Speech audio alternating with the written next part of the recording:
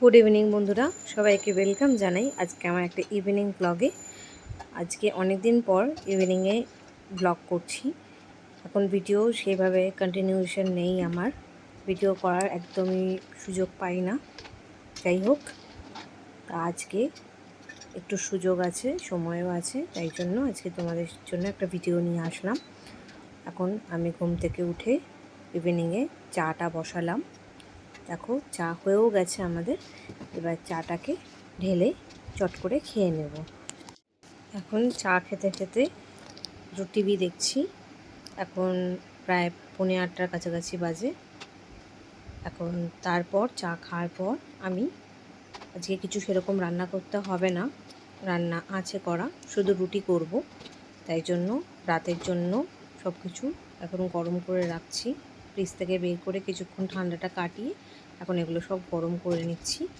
খাবারটা গরম হতে হতে আমি চট করে বাসনগুলোকে মেজে নেব। সব খাবারগুলোকে গরম করা হয়ে গেছে প্রায়।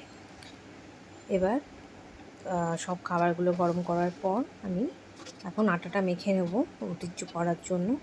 আর ভাত আছে, তাই জন্য রুটিটাও আজকে অল্পই করব, দুজনের মতন রুটি করব। কয়েকদিন ধরে প্রচণ্ড গরম পড়েছে, তাই জন্য রান্নাঘরে দাঁড়িয়ে আর আটাটা মাখলাম না, আটাটা নিয়ে ঘরে চলে আসলাম। ঘরে এসে টিভি দেখতে দেখতে আটাটা মেখে ফেললাম। আটা মাখা হয়ে গেছে।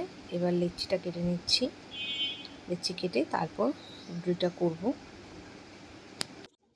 এবার আমি রান্নাঘরে চলে এসেছি রুটি করার জন্য। তার জন্য প্রথমে সব কিছু প্রিপারেশন করে নিলাম।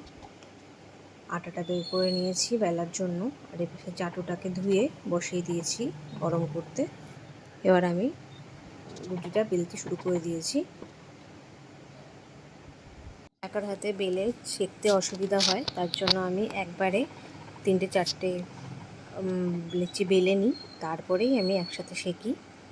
তাই জন্য প্রথমে আমি ভালো করে এগুলোকে বেলে নিচ্ছি। সব রুটিগুলো একসাথে বেলে নিয়েছি, বেলে এখন পরপর রুটিগুলোকে ভেজে নিচ্ছি।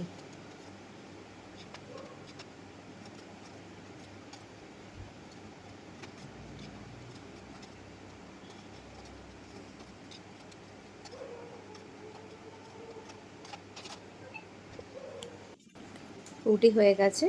এবার চট করে বিছানাটাকে ঝাড় দিয়ে নেব, ঝেড়ে তারপর ঘরটাকে এখন ঝেড়ে নিচ্ছি। অলমোস্ট কাজ সব কমপ্লিট হয়ে গেছে। এখন ঘরটা ঝেড়ে তারপর কিছু খেয়ে নেব।